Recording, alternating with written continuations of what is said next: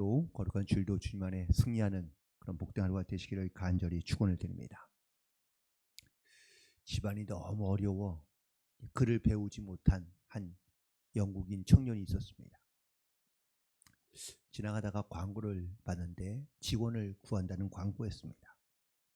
은행 그 경비를 구하는 그런 광고였는데 이제 원서를 집어넣고 시험을 봤는데 자기 이름밖에 쓸 줄 모르니 시험을 볼 수가 없습니다. 결국 그냥 시험도 역시 떨어지고 낙마하게 된 거죠. 너무 한심하고 또 너무 한탄스럽고 원망스러워서 교회에 가서 엎드려서 하나님을 원망했습니다. 왜 나를 이렇게 가난한 집에 태어나서 배우지도 못하고 그리고 공부도 못하고 인생을 이렇게 비참하게 살아야 되느냐라고 이렇게 기도했는데, 그때 하늘에서 자기에게 음성이 주시기를, 어디선가 이런 음성이 들려오는데 내 계획은 여기에 있는 것이 아니라 다른 곳에 있다 라고 말씀하시는 겁니다. 그래서 긴가민가하고 말이 나오는데 많은 사람들이 미국으로 이민 간다는 이야기와 포스터를 보고 이건 분명히 하나님의 사인이다 생각을 하고 짐을 다 꾸려서 보침 하나만 들고 미국으로 건너가게 됩니다. 뉴욕에 도착했는데 먹고 살기 막막하긴 하지만 아무튼 건강한 몸을 가지고 열심히 일하기 시작합니다. 그리고 정말 자기의 자녀들과 후손들만큼은 절대 이런 못 배운 서름을 내가 대물림하지 않겠다는 각오를 가지고 정말 최선을 다해 살며 무슨 일인지 닥치는 대로 일하기 시작합니다. 그렇게 돈을 조금씩 모으고 사업을 하기 시작하더니 결국은 그가 나이 환갑이 되었을 때 그래도 이름께나 알려질 수 있는 그러한 부자가 된 겁니다. 그가 60세 생일을 맞이하는 날 잔치를 벌이고 또한 주변에 있는 가까이에 있는 정직의 인사들을 불러 모아서 잔치를 하게 되었습니다. 그때 어느 한 기자가 그에게 말했다고 합니다. 선생님, 자서전 하나 쓰시죠 라고 이야기하자 그가 말하기를, 자서전이요? 나는 내 이름밖에 쓸 줄 모르는데 어떻게 자서전을 씁니까? 라고 얘기하자 충격받은 그 기자가 그러시군요. 만약 선생님이 글을 알았더라면 아마 더 훌륭한 일을 했을 텐데 정말 아쉽습니다 라고 이렇게 얘기하자 또 그가 그 기자에게 말하기를, 모르시는 말씀입니다. 내가 만약 글을 알았더라면 나는 아마 은행 수의에 불과했을 겁니다 라고 이렇게 대답했다는 겁니다. 여러분, 누구에게나 모든 사람에게 반드시 하나님의 계획하신 일들이 있는 줄로 믿습니다. 그가 부하든 가난하든 아니면 똑똑하든 부족하든 모든 사람에게 반드시 하나님께서 계획하신 계획을 갖고 있으며 또한 섭리하고 계신다는 것을 여러분 과연 믿고 계십니까? 우리가 이런 하나님의 섭리를 믿고 우리 하나님의 의지하며 살아간다는 것이 무엇인지, 내 삶에서 하나님께 역사하실지 사실 아무도 알 수 없지만 하나님의 부르심과 택하심과 역사하심을 우리가 믿음으로 고백하며 하나님께 맡기며 나아가면 하나님께서 반드시 그 사람을 통하여 일하시고 역사하고 계시는 줄로 믿습니다. 오늘 우리가 함께 읽은 히브리서의 수신자들, 즉 이 말씀을 전하고 있는 대상은 바로 히브리인들입니다. 히브리인들은 누구냐? 구약시대 모세가 애굽에서 데리고 나온 하나님께서 택하신 사람들이 바로 히브리 사람들입니다. 우리가 보통 구약에는 히브리인, 이스라엘 사람, 아니면 또 더 후에서는 유다인, 이렇게 우리가 유대인 이렇게 부르긴 하지만 사실 그 뿌리는 히브리인에서 출발하고 있으며 그리고 다 같은 이름이라고 해도 과언이 아닙니다. 그런데 이 히브리인들을 향하여 쓴 이 히브리서는 사실 모든 사람이 다 예수를 믿고 있는 사람들은 아니었다는 사실이죠.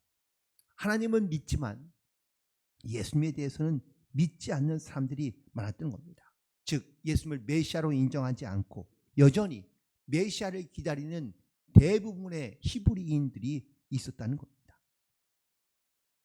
유대인이면서도 혹은 이스라엘 사람이면서도 기독교인인 성도들은 사실 신앙생활에 여러 가지 많은 어려움이 있었습니다. 이 어려움은 핍박과 그리고 고난을 의미하고 있는 겁니다. 우리도 뭐 그렇게 얼마 되지 않았죠. 기독교의 역사가 한국은 140년밖에 되지 않습니다. 올해가 140주년인데. 그런데 예수를 믿는다는 이유로 우리가 많은 핍박과 고난을 당하시고 또 지금도 역시 그런 고난 가운데 살아가는 분들이 분명히 있습니다. 이 히브리서를 쓴 이유는 그럼 과연 무엇일까? 이렇게 동족에게 혹은 가족에게 핍박당하고 있으며 고난당하고 있는 히브리인들에게 확신과 믿음을 주기 위하여 쓴 내용인데요. 그들이 고난을 당하며 뭐 고민하고 혹은 또 두려움 가운데 염려하면서 포기할까? 다시 돌아갈까?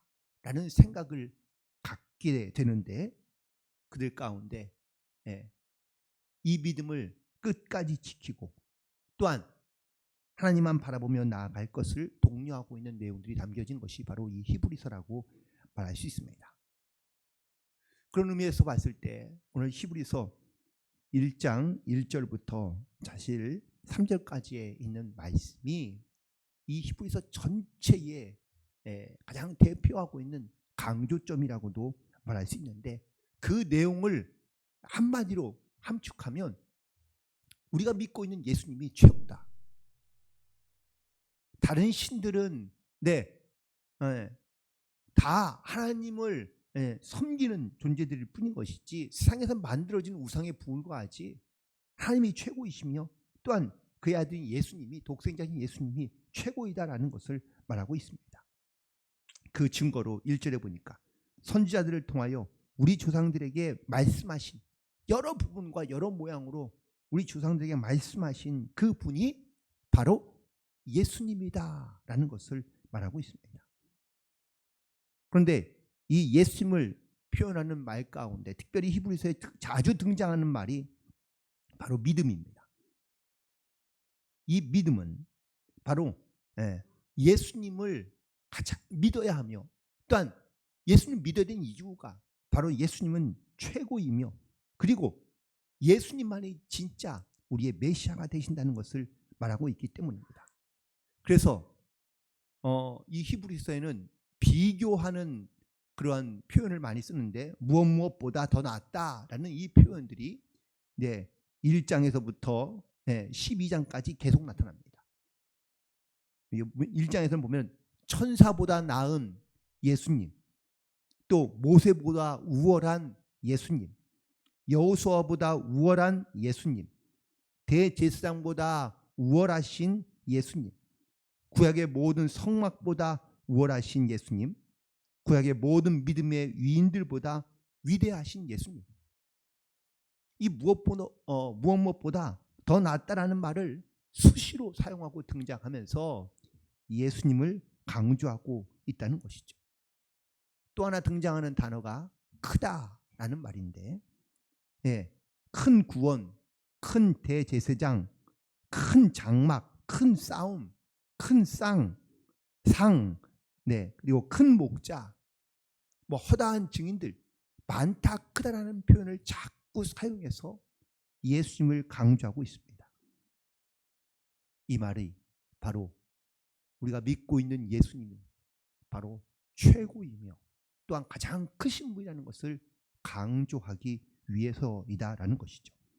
또한 두 번째는 2절에 보니까 만물의 주인이시며 또한 만물의 후사라고 말씀하고 있습니다. 그래서 이 만유의 상속자로 우리 가운데 세우셨는데 만유의 상속자라 하면 아버지가 있다는 것이죠. 후계자니까. 후계자 무언가를 물려주고 또 무언가를 남겨줄 주인이 혹은 아버지가 있는데 그 아버지가 바로 만물을 지으신 하나님이라는 것을 말하고 있는 겁니다. 실제적인 신약에서의 증거로 예수님께서 바람이 드는 풍랑을 한마디로 잠잠하라 하시니 잠잠하여졌을 때 사람들이 놀랍니다. 그가 누구이기에 바람도 그 앞에서 순종하는가 라고 하며 두려워 떨었다고 말합니다. 이 말은 예수님께서는 자연을 다스리시고 지배하신 분이라는 것을 말하고 있는 겁니다. 또 하나 단적인 예로 귀신들이 예수님을 알아봅니다. 마가복음 1장에서도 귀신들이 예수님을 향하여 이렇게 고백합니다. 나사렛 예수여, 우리가 당신과 무슨 상관이 있나이까? 우리를 멸하려 왔나이까? 나는 당신이 누구인지를 아노니 하나님의 거룩한 자이니이다 라고 고백하고 있습니다. 이처럼 사람들뿐만 아니라 영적인 존재인 귀신들도 예수님의 존재를 알아보고 그리고 하나님의 거룩한 자라고 고백했을 만큼 예수님이 바로 만유의 주인이시며 만유의 후계자로서 이 땅 가운데 오셨다는 것을 말씀하고 있는 겁니다. 그러므로 예수님이 이 땅을 다스리는 자로 또한 만물의 주인으로 이 땅 가운데 오셨으니 이 예수님의 손에 우리의 삶이 우리의 인생이 붙들려 있다라는 것을 말하고 있으며 강조하고 있는 것이죠. 어떤 한 가정이 예수를 믿게 되었는데 그 예수를 믿게 된 계기가 좀 특별합니다. 다니던 직장에서 이제는 나와서 새로운 직장으로 이직을 하게 되었는데 면접을 보는데 면접 보는데 사장님이 물으시는 말이 가장 먼저 하시는 말이 교회 다니십니까? 라는 질문이었다는 겁니다. 그래서 안 다닌다고 그랬답니다. 그래서 이제 자연스럽게 면접 시간에 이런저런 이야기를 하는데 원래 자기네 집안은 불교 집안이었다는 거예요. 대대로부터. 그런데 어떻게 자기 사랑하는 여인이 생겨 결혼을 하게 되었는데 이 여인이 기독교인인 겁니다. 그래서 매일마다 그렇게 집안에 결혼해서 난 다음에 핍박을 했다고 합니다. 시어머니가 핍박해, 남편이 핍박해. 그런데도 불구하고 이 아내가 아무런 불평 없이 그런 모든 핍박을 다 받아내고 인내하더라는 겁니다.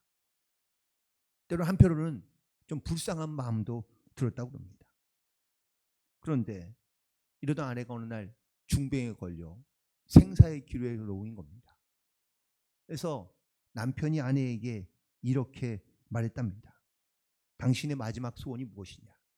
내가 그 소원은 반드시 들어주겠다 이렇게 약속을 했답니다.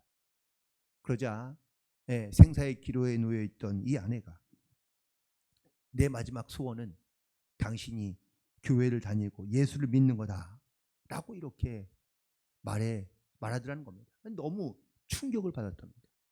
아니 이제 죽을 것 같은데 생사가 얼마 남지 않았는데 그럼에도 불구하고 나에게 이렇게 예수를 믿으라고 하는 이 말이 너무 충격인 겁니다. 도대체 무엇 때문일까? 그래서 약속한 거니 교회를 다니게 되었는데 그렇게 다니다가 얼마 되지 않아서 그가 예수를 만나게 됩니다. 그리고 아내의 말을 깨닫게 된 거죠. 그리고 예수를 온전히 믿고 온 식구들도 다 예수를 믿게 되었습니다. 물론 아내도 건강을 회복하게 됐죠. 그래서 이제 사업을 운영하는데 왜 회사가 어려움이 없습니까? 힘든 일도 많고 어려움도 있고 그런데 그때마다 그러니까 믿음으로 지금까지 오게 되었고 또 헤쳐나오게 되었다라는 것이죠. 그러면서 결론적으로 하는 말이 당신이 우리 회사에 와서 많은 일을 하는 것보다 난 당신이 예수를 믿게 되고 행복하게 되는 것이 내 가장 큰 바람이고 목표이다 라고 이렇게 면접을 마쳤다는 겁니다. 너무 이 사람이 충격을 받은 거예요. 아니 직장을 옮기면 열심히 일해서 뭔가 어떤 성취감도 없고 혹은 뭔가 조금 어렵고 불편한 일도 사실은 있을 텐데 회사의 분위기가 이런 신앙적인 분위기 그리고 또 자기 일에 알아서 최선을 다하는 이런 분위기 이런 분위기라면 뭔가 다른 거 있겠다라고 싶어서 교회를 다니게 되었고 그리고 아내에게도 권면하여 함께 신앙생활을 하게 되었다라는 겁니다. 여러분 우리가 예수를 믿어서 물론 잘 되고 행복하고 그리고 잘 먹고 잘 사는 것이 물론 우리의 목적일 수 있지만 우리가 예수를 만나서 얼마나 행복하며 감사함으로 살아가고 있느냐라는 것이 바로 우리의 삶의 진정한 목표이며 목적이지 않을까. 똑같이 회사를 경영해도 함께 일하는 사람들을 힘들게 하거나 고통스럽게 좀 더 큰 회사 혹은 이름난 회사 사실 이런 거를 목표를 두고 살아가다 보면 사실 우리의 삶의 방향이 예수님과는 전혀 맞지 않고 어울리지 않는 그런 모습으로 살아갈 수도 있다라는 것이죠. 예수를 내 삶의 혹은 만물의 주인으로 삼고 살아가는 성도들의 다른 점은 과연 무엇일까?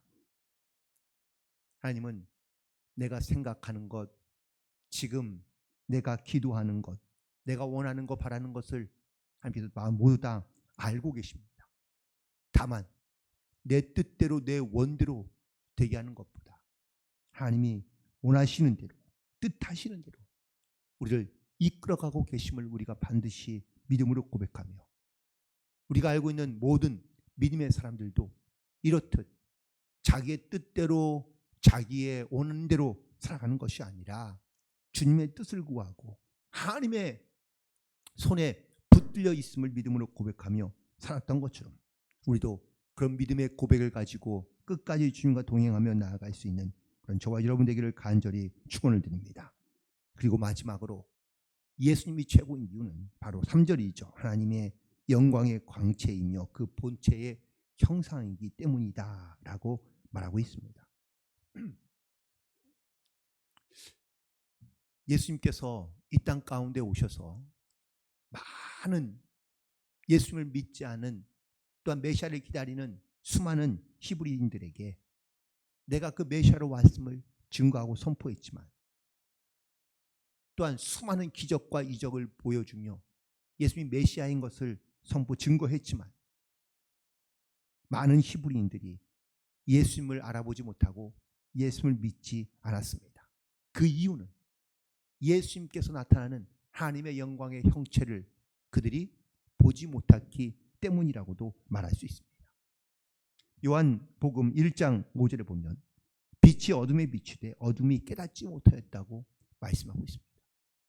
분명 예수님은 빛을 발하여 빛을 내고 있는데 하나님의 영광의 광채를 비추고 있지만 그것을 보지 못하는 이유는 무엇일까? 우리의 영적인 눈이 가려져 있기 때문이라고 말하고 있는 겁니다. 예수님께서 빌립보 가이사에서 제자들에게 물으셨습니다. 사람들이 나를 누구라 하느냐? 질문 뒤에 너희는 나는 누구라 하느냐? 라고 물으셨을 때에 그때 베드로가 대답하기를 주님 그리스도시요 살아계신 하나님의 아들입니다 라고 고백합니다. 이 고백을 듣고 난 다음에 예수님께서 시몬을 축복하시며 하신 말씀이 이를 내게 알게 한 것은 혈육이 아니요 하나님이 바로 하늘에 계신 내 아버지께서 너에게 알게 하신 것이라고 말씀하고 있습니다. 그렇습니다. 우리가 예수님을 아는 것, 우리가 예수님을 보는 것은 내가 가지고 있는 지식이나 내가 가지고 있는 육의 눈으로 예수를 보는 것이 아니라 주님께서 하나님께서 우리의 눈을 열어주시고 영의 눈을 열어주시고 우리 가운데 영의 마음을 갖게 하실 때 우리가 예수를 나의 주님으로 고백할 수 있고 우리가 예수를 주로 고백하며 또한 그 영광을 바라보며 우리가 주님을 따라갈 수 있게 되는 줄 믿습니다. 오늘도 우리는 주님의 음성을 듣고 또한 영광의 광채이며 그 본체이신 예수님을 바라보며 그리고 예수님과 동행하는 삶을 살아갈 수 있는 저와 여러분 되기를 간절히 소망합니다. 오늘도 우리에게 은혜 베푸시기를 원하시고 또한 우리 가운데 복 주시기를 원하시는 하나님, 그래서 우리를 부르시고 또한 우리 가운데 역사하기를 원하시는데 만유의 주인 되시며 또한 내 삶의 진정한 주인 되신 그 주님을 바라볼 때 하나님에서 나타나는 그 영광의 광채가 무엇인지를 우리가 분명하게 보고 그리고 주님께 남겨주시는 말씀을 따라 믿음으로 순종하여 우리가 거룩한 하나님의 자녀인 것을 선포하고 이 땅 가운데 많은 사람들 가운데 그 복음의 믿음의 증인으로 오늘도 주님과 동행하며 승리하는 그런 복된 하루 또한 복된 한 주간이 되시기를 주님의 이름으로 간절히 축원을 드립니다. 기도하시겠습니다.